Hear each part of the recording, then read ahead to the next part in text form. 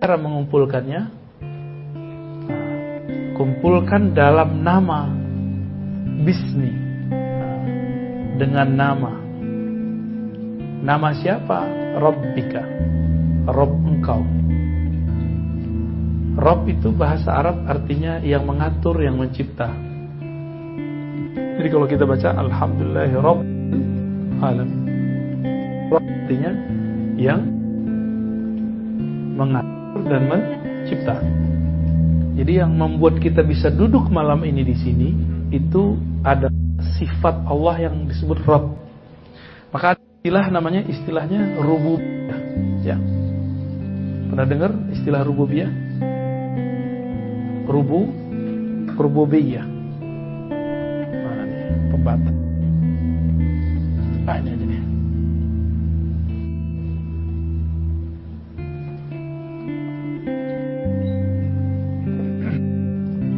Tapi ini bukan rububiyah versi kelompok yang ekstrim. Juga bagi istilah rububiyah, kita nggak bahas. Ya, ada istilahnya rububiyah. Rububiyah.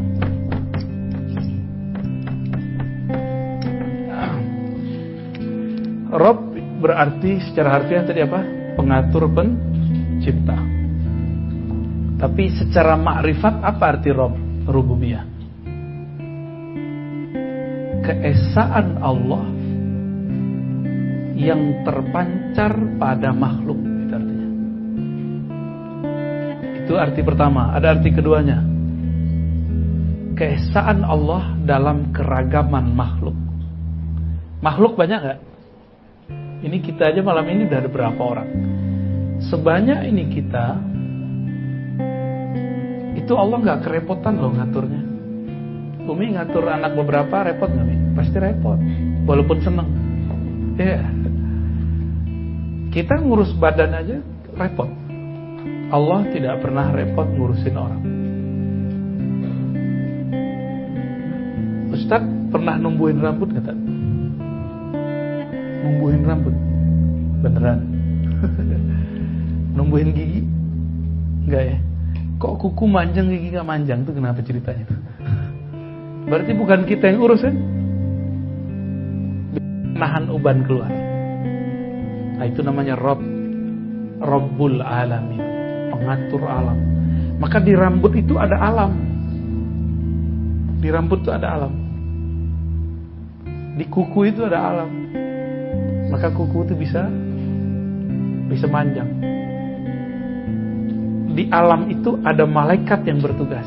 Jadi ada malaikat yang tugasnya manjangin rambut, ada malaikat yang tugasnya manjangin kuku. Kalau sudah mulai ubanan, mohon maaf, berarti tugas malaikatnya udah berkurang. Maka uban itu boleh pertanda. Pertanda apa? Dekatnya kematian. Karena malaikatnya sudah mulai gak bertugas. Gak ada nakutin ya, emang menakutkan. Nah ini kata yang paling saya suka itu, Rabb. Rububiyah itu keesaan Allah dalam keragaman makhluk. Allah itu gak pernah kerepotan walaupun ngurusin umat yang banyak. Kita baru ngurusin badan sakit pala aja udah pusing. Ini coba aja nih, habis makan daging terus soda naik tuh. Nah belakangnya berat tuh. Ya, Allah gak pernah repot ngurusin begituan. Ya, jadi ada ilah kan, la ilaha illallah, ilah. Apa beda ilah dengan Rabb? Rabb itu keesaan dia yang ada pada makhluknya. Bahwa kita setelah kita lihat tubuh ini, ternyata yang menumbuhkan satu rambut, yang menumbuhkan satu sel, bukan kita, tapi dalam batin itu pasti ada satu sosok. Nah, itulah yang disebut keesaan Allah dalam makhluk. Gitu. Kalau ilah disebut juga ilahiyah atau uluhiyah, itu keesaan Allah pada dirinya sendiri. Jadi Allah menyaksikan bahwa dirinya esa sendiri aja. Makanya ketika kita menyebut la ilaha illallah, harus hilang diri baru bisa mengatakan la ilaha illallah. Jadi kenapa orang-orang baca la ilaha illallah nggak ada nikmat? Karena masih ada dirinya dalam membaca.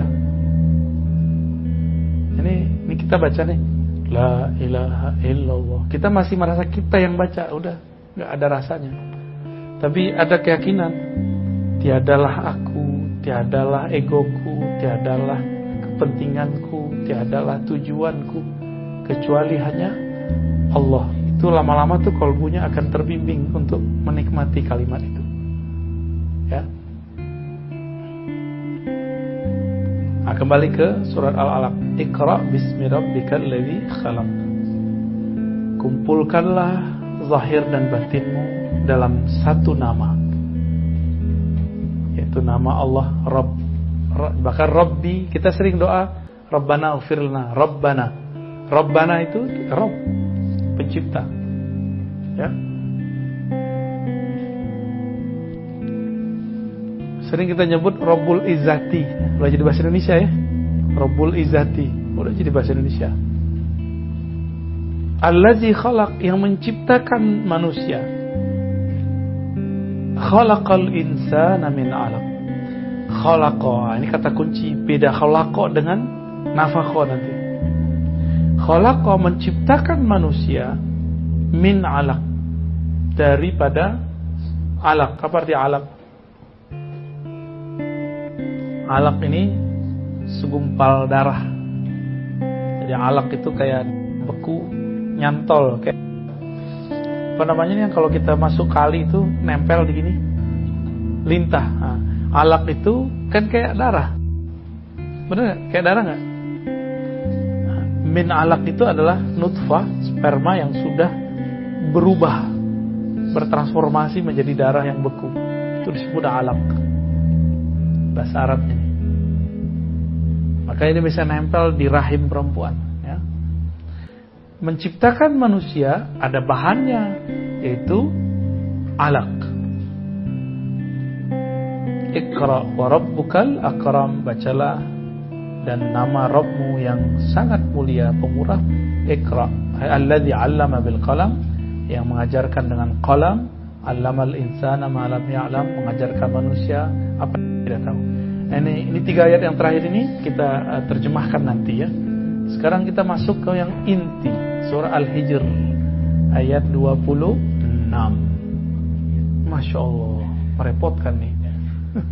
Makasih Bang. Kita tos dalam hati Bang ya, Bang Tosi.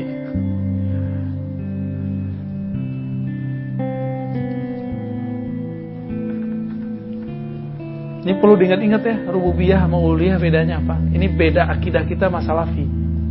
Salafi juga bahas uluhiyah, rububiyah, tapi beda pemahamannya sama kita. Mereka bagi tauhid jadi 3. Ini pembeda kita dengan salafi ya.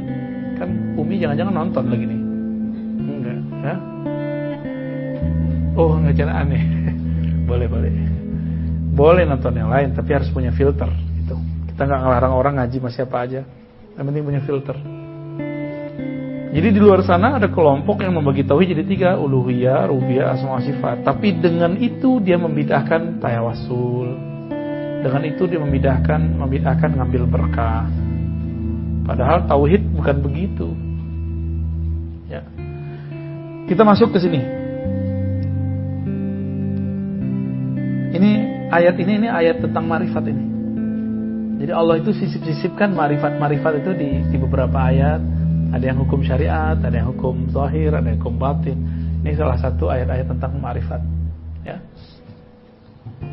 Walaqad khalaqnal insana min salsalin min hama'in masnun.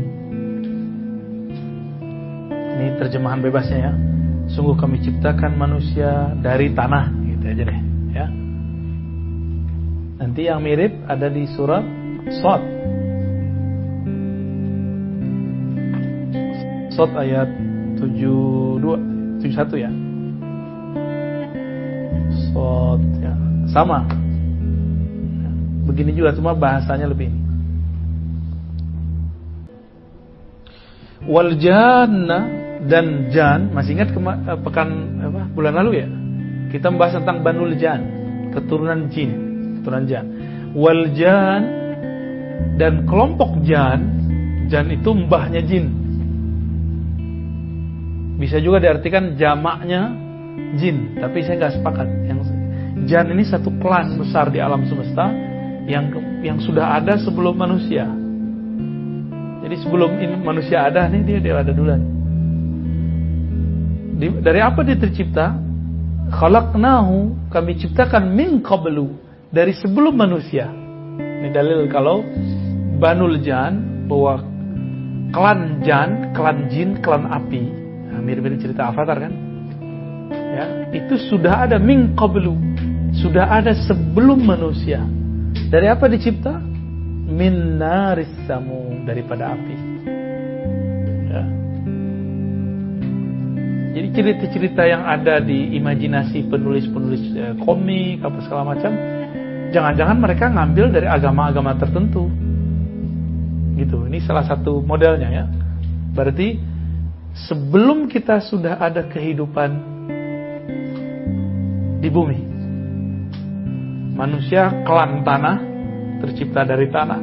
Ada klan api disebut Banul Jan ya. Banu artinya anak keturunan, Jan ya. Kenapa saya katakan ini bukan jamak? Wal janna khalaqnahu, bukan khalaqnahum. Bisa bahasa Arab paham tuh. Dan jan moyangnya iblis, moyangnya jin, kami ciptakan dia satu, bukan kami ciptakan mereka, tapi kami ciptakan dia. Berarti jan mbahnya jin, jadi keturunan dia disebut jin. Nah, jin ini disebut Banul Jan. Nah, Jan, Banul Jan baru jin. Nah, Banul Jan ini dulu pernah berkuasa di muka bumi. Sebelum mereka ada manusia purba. Tapi manusia purba itu gak banyak. Kalau berdasarkan teks yang saya baca paling cuma 70. Tapi satu manusia purba hidupnya 1000-an tahun lebih, bahkan lebih dari 1000 tahun. Ada yang 7.000, ada yang 10.000. Dan mereka berjalan tuh.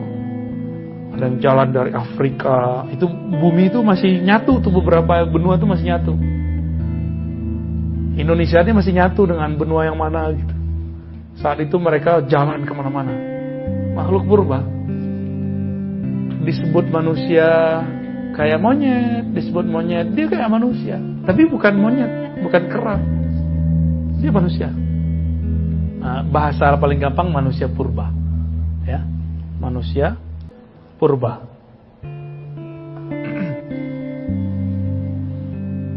Jadi yang dibahas oleh Darwin itu setengahnya benar. Darwin itu setengahnya benar. Pembahasan antum waktu HMI itu ya. Darwin itu ketemu data berdasarkan penggalian dia. Ini lebih benar kalau daripada Adnan Oktar, siapa namanya, yang Harun Yahya, kan dia kacau itu, bohong deh itu. Dia menemukan data arkeologis, ternyata itu buat-buatan sendiri. Pas dicek oleh pakarnya, wah dia memalsukan. Kan belakangan ngaku jadi Imam Mahdi dia. Harun Yahya dulu awal-awal bagus. Tahun 2013 saya nanya sama teman saya orang Turki, Soleh namanya. Dia pintar bahasa Arab, saya tanya, "Ma ra'yuka an Harun Yahya?" "Oh, Adnan Oktar indana kana fasiqan zindiqan." Loh, menurut kami itu zindik fasik. Itu 2012-13 saya udah dengar kabar itu. Ternyata keluar kemarin, ditangkap ya. Ya. Gak sabar dia, udah menikmati surga sebelum surga dia. Ya. Jadi Darwin itu kan menemukan data ada makhluk purba umurnya lebih tua daripada Adam. Nabi Adam kan belum nyampe 7.000 tahun yang lalu. Belum nyampe 7.000 tahun yang lalu. Sedangkan makhluk purba itu ada yang berumur 20.000 tahun, ada 100.000 tahun, ada yang 1.000.000. Gitu. Makhluk purba itu. Ada yang kayak manusia, ada yang kayak burung, ada yang kayak ikan. Gitu. Awal-awalnya kayak unggas. Mirip-mirip unggas awalnya. Jadi teori dia kan burung kan, bener ya? Burung pak ikan dulu, saya lupa tuh teori dia tuh. Kayaknya ikan dulu terus jadi burung, terus apa gitu. Jadi apa yang ditemukan oleh si Darwin itu setengahnya benar. Cuma dia kemudian dengan teori evolusi dia, karena memang itu lama. Evolusi itu kan artinya pergerakan yang panjang sekali. Satu makhluk itu bisa hidup puluh ribu tahun. Satu makhluk. Dan dia cuma beberapa di muka bumi. Dan uniknya ternyata ditemukan di Pulau Jawa, di Pulau Sulawesi, bukti-buktinya itu masih ada. Jadi bukti bahwa mereka pernah ada di negeri ini. Jadi DNA kita ini termasuk DNA tua juga, walaupun hidungnya kayak ente tuh, ya. Baik. Ini dalil bahwa sudah ada makhluk sebelum manusia. Jadi kita nggak usah pakai dalil-dalil orang lain, dalil kita punya kok, ya. Kan zaman sekarang zaman mana dalilnya, ya. Dikit-dikit ditanya mana dalilnya. Anak SMA, SMK nantang kita pakai dalil, ya. Ya udah kita kasih dalil, kita tanya balik, dalil ente mana? Itu tuh Quran tuh, di mana dalilnya? Emang di Quran dalil? Kita kasih unjuk, coba terjemahin, nggak bisa dia. Terus semangat, ya, karena berguru lewat YouTube kurang ajar sama ustaz. Dikira ustaz yang disalahkan YouTube itu nggak ngerti apa yang dibaca. Itu saya sering tuh awal-awal dulu tuh, ada yang kirim-kirim link-link, semuanya link Google, pakai kitab terus terjemahin. Ya, bacaan kita waktu masih nyantri. Dia kira dengan begitu dia ngasih tahu, ya itu kan kita udah baca dulu. Ya, ilmunya ilmu Google, jadi hijrahnya hijrah Google ya. Kalau hijrah itu yang benar, hijrah ruhani. Jangan hijrah Google, jangan hijrah celana doang yang hijrah. Celana hijrah, ya. Tapi batinnya gak hijrah. Batin kita kan pada dasarnya kita ini meremehkan orang, merendahkan orang. Hijrah kan itu mulai menghargai orang. Batin kita kan aslinya cuek, mulai sekarang perhatiin orang. Kita tuh gak respect sama orang, kita kan ego. Hijrah kita adalah mulai mengecilkan ego, lalu mulai menghargai orang. Baru hijrah benar. Kalau cuma celana jingkrang, jenggot, kopiah, baju koko, itu mah zohirnya hijrah, ya. Antum gak perlu hijrah tuh, dari kecil udah begini dia, lahir udah pakai sarung. Iya, kuliah doang yang kacau-kacau dikit, ya. Wa iz qala, ini lebih ditegaskan lagi. Dan ingatlah ketika Rabbmu berkata kepada malaikat. Ini Allah lagi ngomong sama Nabi Muhammad loh. Ingatlah hai Muhammad, ketika Allah berkata kepada malaikat, itu Nabi disuruh ingat. Itu Nabi Muhammad bin Abdullah disuruh ingat. Itu ingat yang mana tuh? Jadi Nabi itu disuruh recall, mengingat kembali. Berarti sudah ada Nabi Muhammad sebelum Nabi yang Muhammad bin Abdullah itu. Maka dia diperintahkan, wa izqala, dan ingatlah ketika berkata Rabbmu, Tuhanmu kepada malaikat. Saat itu sudah ada Nabi Muhammad, cuma bukan fisiknya. Itu nanti Anda tulis ya, ada penjelasan itu. Pernah nggak ada yang nafsir begini sebelumnya, Tan? Jangan-jangan aneh sesat lagi menurut antum. Kalau salah tegur aneh. Jadi ingatlah olehmu, wahai Muhammad, ya, ketika Tuhanmu berkata kepada para malaikat, ini sesungguhnya aku khaliqun, menciptakan bashar. Bashar itu manusia. Ini rumusannya. Allah menciptakan basyaran. Jadi khalaqa atau khaliq. Tadi kan kita bahas khalaq ya dalam surat Iqra, surat Al-Alaq. Bismi rabbikal ladzi khalaq, dengan nama Rabbmu yang mencipta. Ini penjelasannya ini. Ini penjelasannya. Khaliq. Ini sesungguhnya aku menciptakan basyaran. Khaliq itu artinya mencipta. Ya, diingat-ingat ya, saya nggak tulis terjemahannya. Aku ciptakan bashar. Bashar itu manusia. Dari apa dicipta? Min salsalim min hama'im masnun, dari tanah. Nah, ini terjemahan bebas saja ya. Daripada tanah.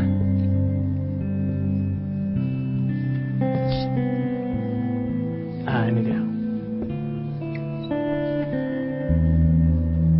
Jadi kalau khalaqa atau khaliqun pasangannya dari tanah, dicipta daripada tanah. Ini penting sekali. Bahwa kita dicipta dari satu bahan, namanya tanah. Ini tubuh ini. Ini disebut bashar, tubuh ini. Dari ujung rambut sampai ujung kaki, bahasa Arabnya bashar. Ya, atau insan. Tapi ada sisi lain kita nih.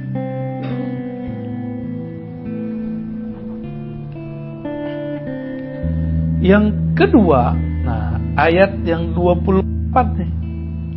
Fa idza sawaituhu, apabila telah aku sempurnakan sisi manusia, sisi jasad, nafakhtu fihi min ruhi.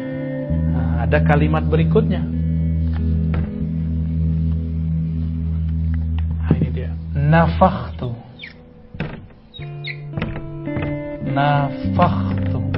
Apa arti nafakhtu? Aku tiupkan, ya, padanya manusia, min, daripada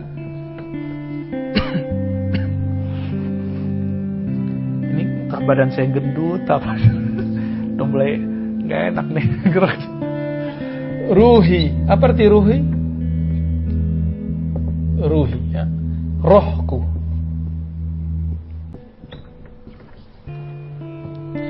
Aku hembuskan ke dalamnya, aku tiupkan ke dalamnya rohku.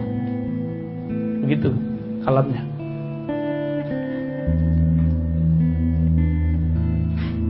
Fa'ulahu sajidin, setelah ditiupkan rohku ke dalam diri manusia, malaikat langsung sujud. Jadi yang dilihat malaikat apa? Manusianya atau rohnya? Rohnya. Jadi si malaikat ini respek kepada Adam, itu sujud respek, sujud hormat. Itu karena bukan sisi manusia, tapi karena ada sisi ruhi, rohku. Jadi roh ini tidak dicipta, roh itu dihembus, ditiup. Kalau yang dicipta apa? Ya, saya berkali-kali sampaikan itu kepada beberapa orang, gak terima dia. Di Quran gak begitu. Quran yang mana? Quran kita cuma satu. Di surat Sajadah. Ayo kita buka surat Sajadah. Nih, kita buka surat Sajadah ya. Dia baca surat Sajadah. Gak hafal juga di itu surat Sajadah.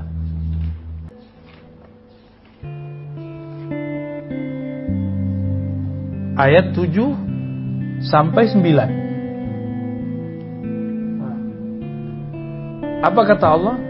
Surat ayat 7-nya, wa bada'a khalqal insana min tin. Allah memulai penciptaan manusia dari tin, tanah. Tanah kan bahasa Arabnya tin. Setelah sempurna di ayat 9, summa sawwahu wa nafakha fihi min ruhihi. Lalu meniupkan rohnya. Bedanya sini pakai aku, di situ pakai ruhihi. Rohnya. Jadi Allah itu selalu menyebut roh dengan kata hembusan, menyebutkan tanah dengan kata penciptaan. Yang dikhawatirkan oleh si orang ini apa? Berarti separuh dari Tuhan ada di kita dong. Oh, salah paham ente. Ya. Saya kalau menghembus, itu diri saya pindah nggak ke situ? Ya enggak, ya kan? Coba kita hembus balon, pindah nggak diri kita ke situ? Enggak, tapi energi kita ada di situ, gitu. Waktu kita hembus semua nggak, atau disisain kekuatan di sini? Pasti disisain. Makanya min sebagian. Boleh diartikan sebagian. Boleh juga diartikan min dari. Min ibtida namanya. Dari, bersumber dari rohku.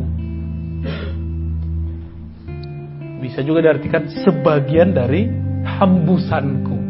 Bisa dua-duanya, gak ada masalah. Gak akan merubah tauhid. Justru inilah sebenarnya tauhid yang dimau. Kalau paham ini, kita tahu ntar jalan pulang. Ini penjelasannya panjang kita tentang kata ruh ini. Sampai kiamat gak beres-beres ini ngaji ruh. Ini yang ditahan Nabi ketika Yahudi ngejek-ngejek Nabi. Yas'alunaka 'anir ruh, mereka bertanya kepada engkau mengenai hakikat ar-ruh. Katakanlah min amri rabbi, itu urusan Rabbku. Apa itu? Nafakh. Iya. Itu urusan gua kayak begitu. Allah urus. Tapi itu perkataan untuk Yahudi.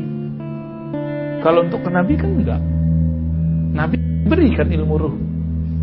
Jadi banyak orang berpikir Nabi Muhammad pun enggak diberi ilmu ruh. Siapa bisa ngerti enggak inti ayatnya?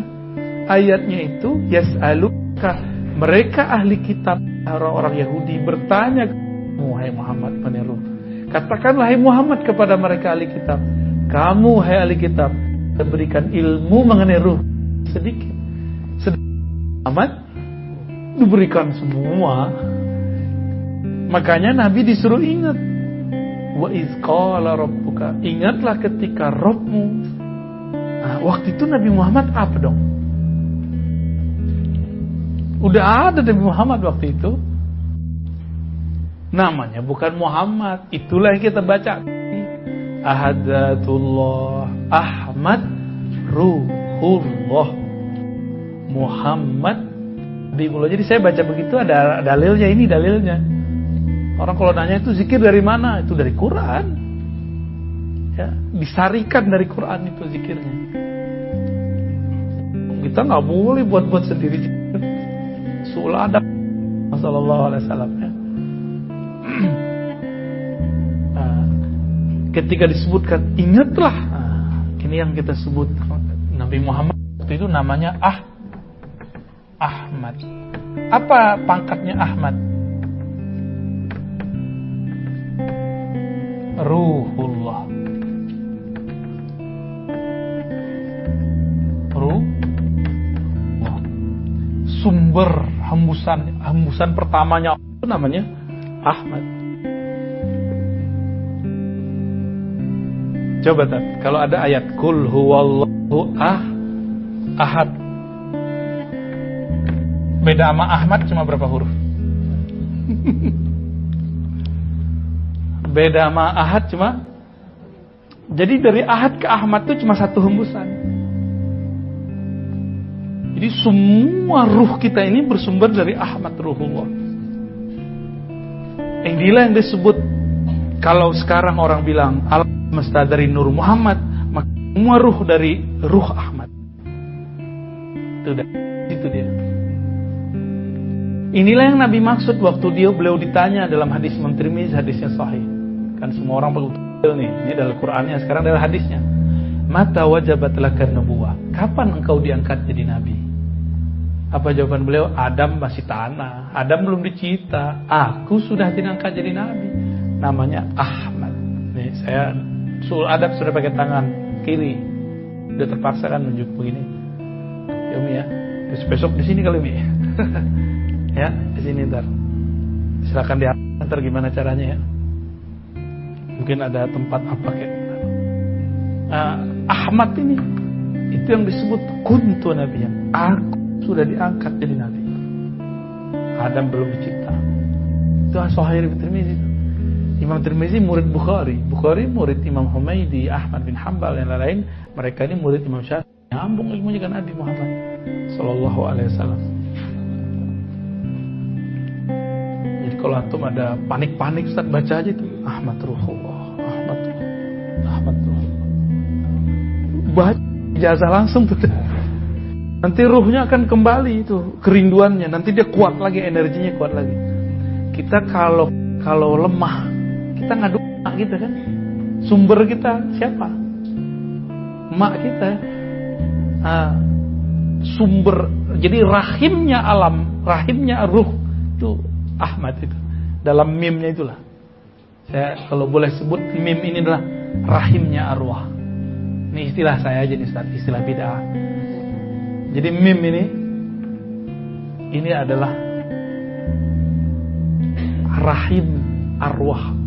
Semua yang ada di alam semesta itu diterbitkan oleh Allah dari situ.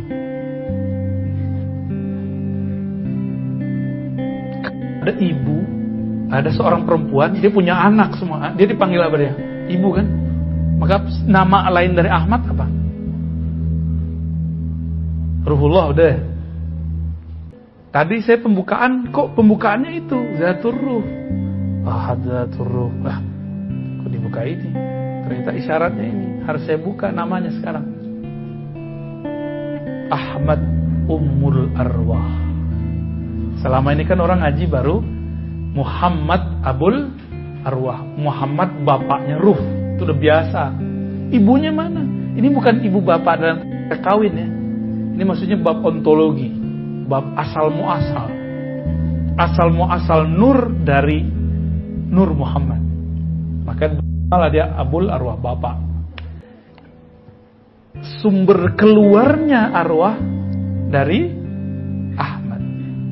Makanya Allah ngomong, "Hei Muhammad, ingat gak kamu dulu waktu Allah ngomong ke malaikat?" Itu yang disuruh ingat siapa? Si Ahmadnya itu disuruh ingat. Gitu. Maka semenjak saat itu semua ilmu Allah sudah ada dalam diri Muhammad. Jibril turun cuma untuk fasilitas hukum normatif. Sedangkan hukum sifat itu sudah ada di dalam ruhnya Nabi Muhammad semua. Jibril pun baru bisa. Jadi Jibril itu orang kan mengira itu gurunya Nabi Muhammad. Salah itu. Jibril itu pengawal, fasilitator Nabi Muhammad, bukan guru Nabi Muhammad. Secara syariat iya, secara riwayat iya. Nabi Muhammad dari Jibril dari Allah. Itu saya kalau punya sanad hadis, punya sanad Quran, punya sanad tarekat. Tapi dalam ilmu ma'rifatullah, Jibril itu lebih dulu atau Nabi Muhammad? Kan Ahmad Ruhullah. Duluan mana Ahmad atau malaikat? Ya duluan Ahmad lah. Lolos ya, malam ini lolos ngajinya.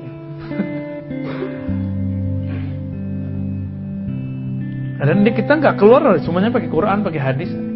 Kalau ada yang ingkar, silakan ingkari Qurannya. Jangan-jangan ada yang baca ayat tapi nggak ngerti, dibilang nggak ada. Kan banyak nih orang ngerti dibilang nggak ada. Kaidah dari mana itu? Nggak ada ayatnya, baru jelas ayatnya banyak. Nah ini dia nih, ini penting ya. Jadi sebutannya itu begitu. Ahmad itu Ummul Arwah, induknya semua ruh. Bahwa ruh itu sumber dari rahimnya mim itu. Ini istilah aja biar gampang ya. Kan boleh kita buat istilah tuh biar mudah. Istilah dikasih nama gitu. Kalau nggak diistilahkan jadi bingung ntar. Makanannya kalau nggak dikasih nama gimana? Makanan yang enak itu yang warnanya coklat itu, kasih aja nama. Kue apa namanya Uni? Apa namanya bang? Aduh, brodok ya, brownies.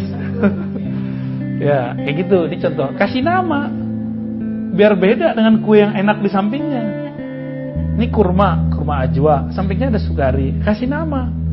Nah, ulama itu kelebihan mereka bisa memberikan istilah nama supaya murid-muridnya itu bisa mencerna dengan mudah. Ya. Antum kalau gak punya ilmu ini masuk kubur ngaji lagi tak? Serius. Orang-orang di alam kubur gak langsung ketemu Allah kalau dia gak punya ini. Gimana dia mau pulang? Dia mau pulang kemana? Antum mau pulang kampung tapi gak tahu kampungnya. Mau cari emak kita siapa? Gitu. Ruh ini dia mau pulang, innalillahi wa inna ilaihi, harus lewat Ahmad dia. Jadi kalau ruh tidak pulang lewat Ahmad dia gak bisa pulang. Maka mesti dia bersaksi dulu. Ahdatur ruh, Ahmad Ummur Ruh. Itu persaksian dia di sana. Nah kalau dia mengerti ilmu itu sekarang, maka dia pulang nanti tinggal dijemput oleh ibunya Ahmad.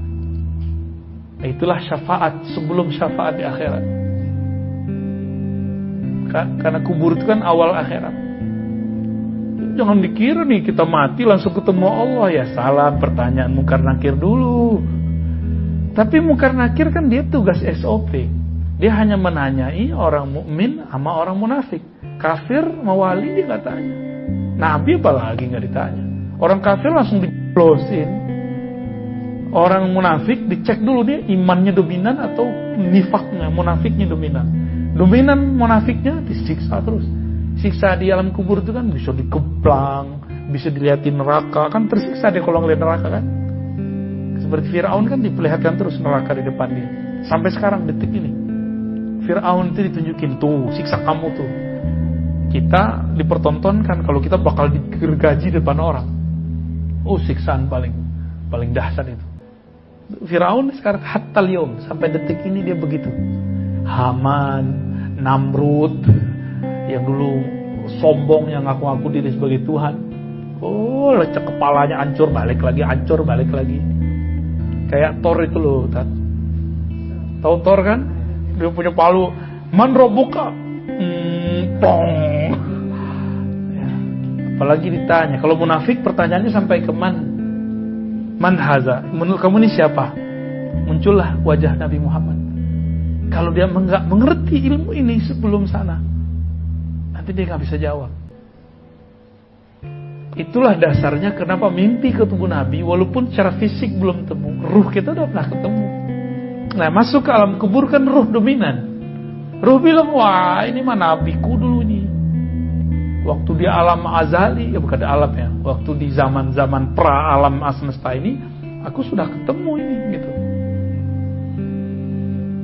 Dia harus mengerti yang sampai ke bab ini. Ahmad Ruhullah, Muhammad Habibullah.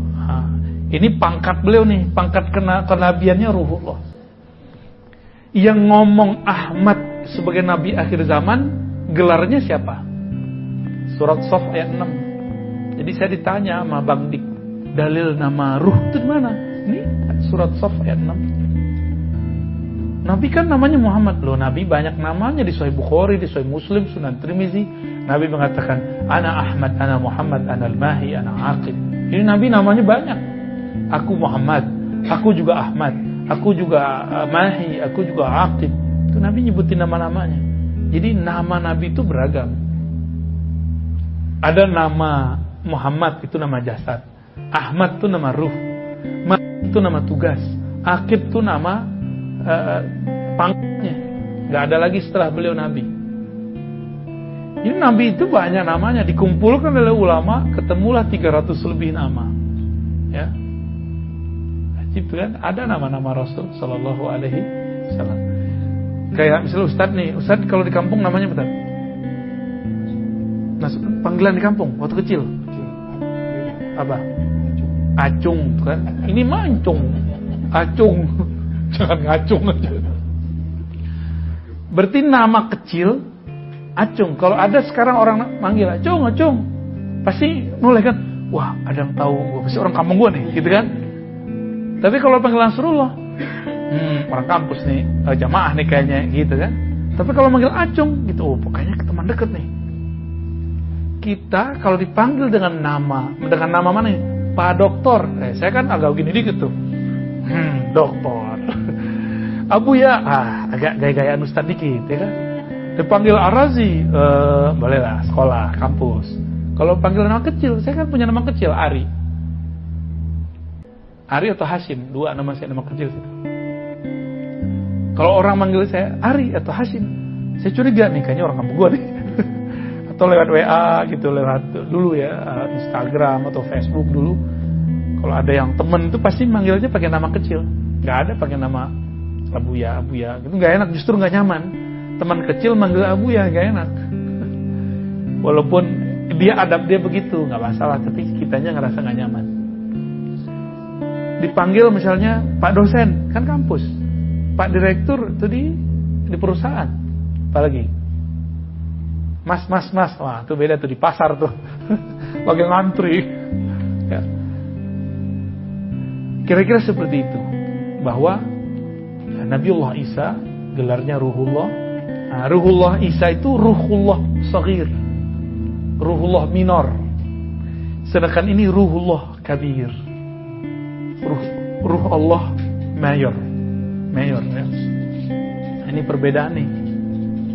Wah, ke depan harus bawa buku nih, Tat. Kalau nggak hilang, Tat. Pasti hilang. Iya, ntar pasti hilang kalau nggak ditulis. Ya, tulis kayak gitu tuh.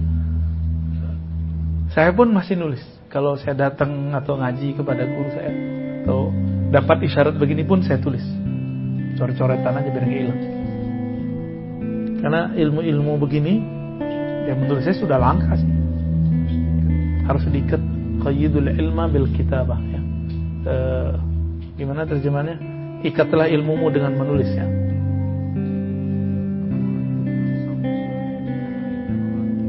Surat 72 Sod.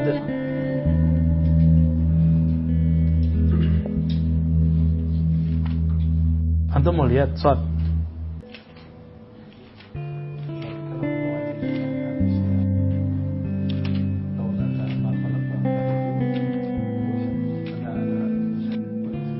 Ini pertanyaan bagus nih.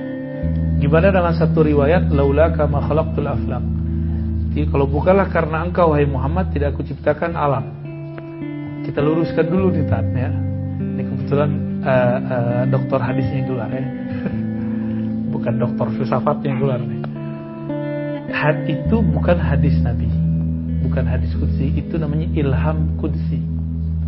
Ilham yang diturunkan Allah ke walinya waktu menjelaskan wa ma khalaqtul jinna wal insa illa liya'budun, surat 56 ayat 51. Ya benar ya? Yang lalu tuh kan gak diulang kan.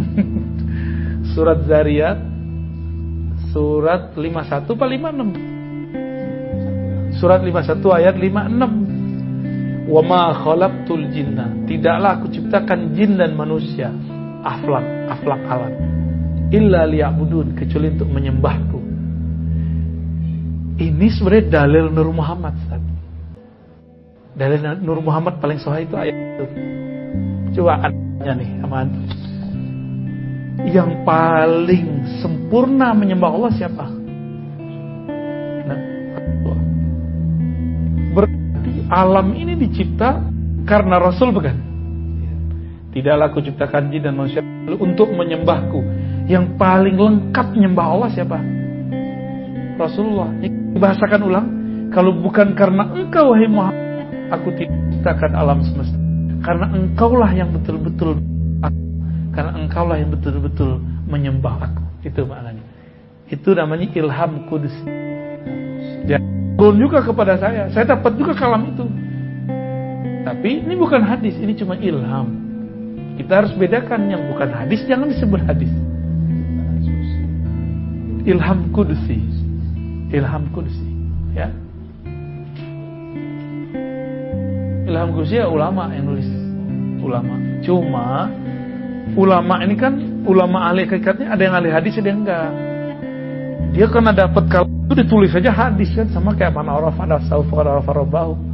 Semuanya kan dari Allah juga, tapi kalau nggak turun lewat Nabi, kita nggak boleh sebut itu hadis. Kita salah adab ke ahli hadis. Iya, karena dia nggak ngerti ilmu hadis kan. Walaupun semua penceramah, ada sejuta, ada semiliar penceramah mengatakannya, yang mengerti ilmu kedokteran ya dokter, bukan jamaah. Yang mengerti hadis ya muhaddis. Ya, ini PR kita nih kan. Saya ketemu di Malaysia, di Pontianak, di Sumatera, di Jawa, hampir semuanya mengatakan hadis qudsi, kan repot kita. Ini kan jadi senjata nanti untuk menjatuhkan ilmu tasawuf. Itu bukan hadis. Ya. Jadi itu penjelasan Allah itu menjelaskan sendiri kepada wali-wali Allah secara ilhami. Kan ilham gak terputus. Yang terputus kan wahyu.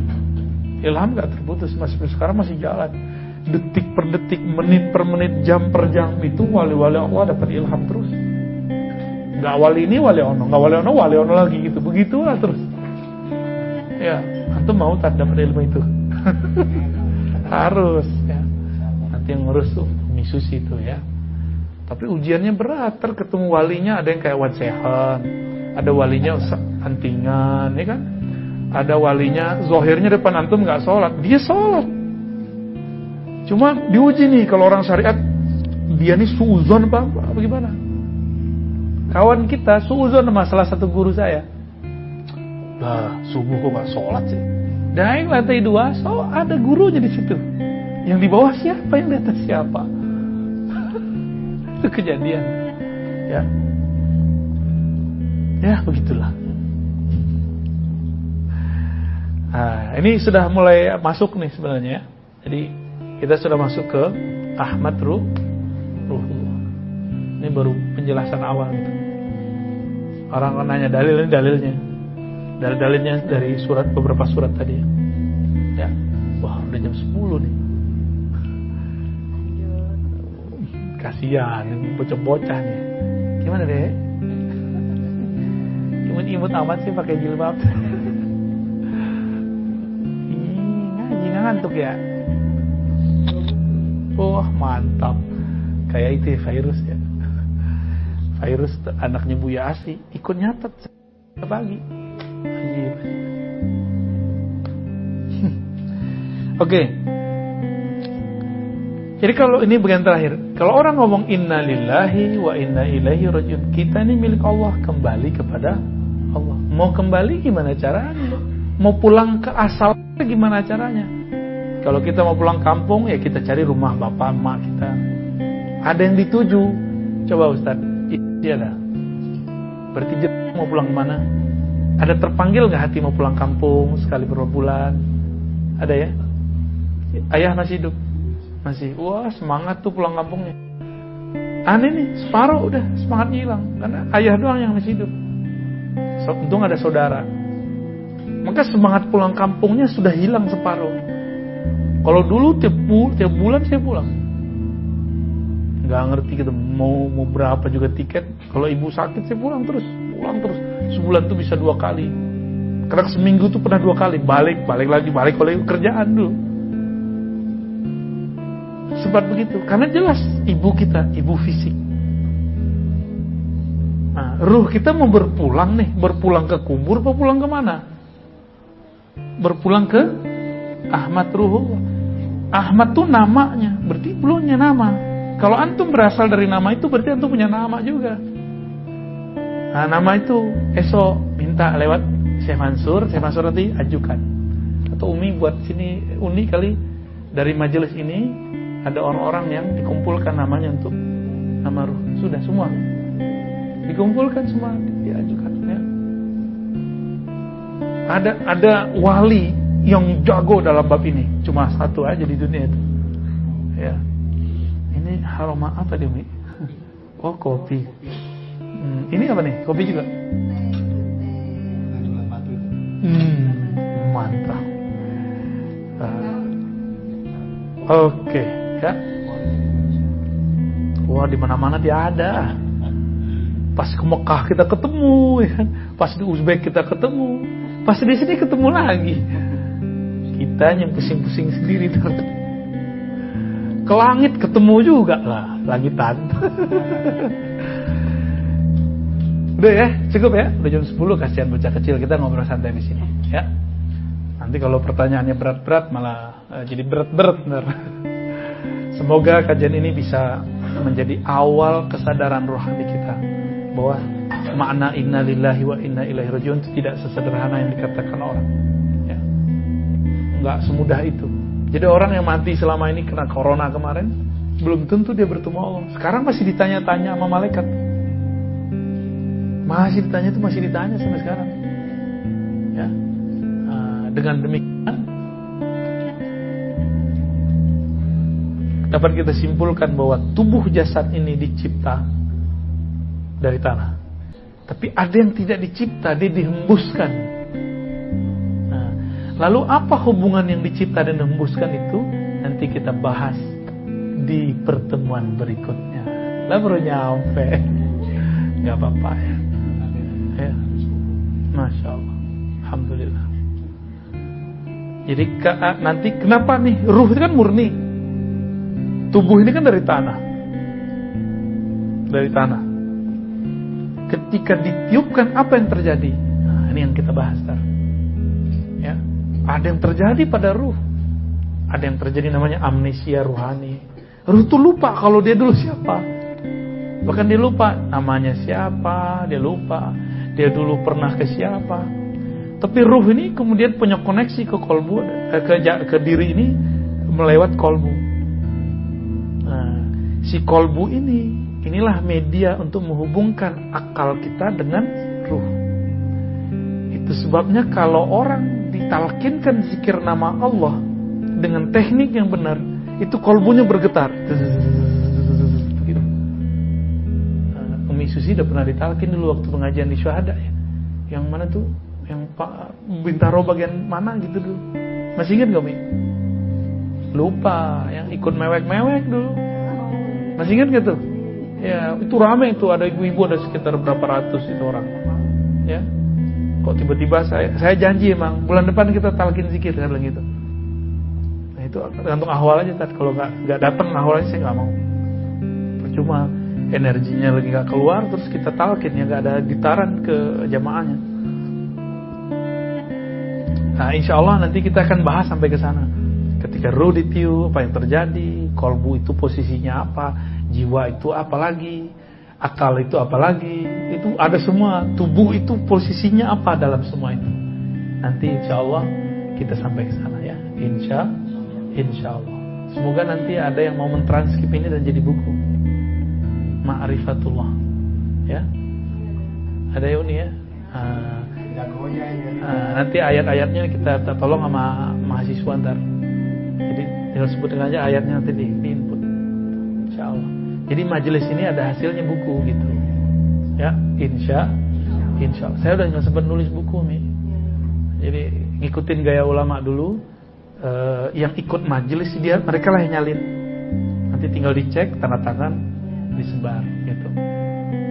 Semoga nanti jadi ini kita bergerak lillahi ta'ala ya. Saya kalau nggak Umi Susi saya nggak mau, karena pengajian rumahan cuma ini yang saya pertahankan.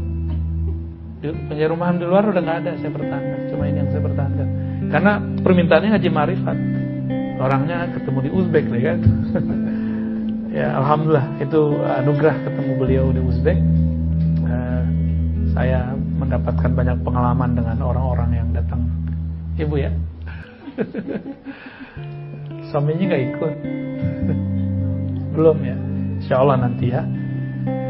Baik, semoga bermanfaat. Wassalamualaikum. Kita tutup lagi dengan bacaan tadi ya. Asyhadu an la ilaha illallah wa asyhadu anna Muhammadar Rasulullah.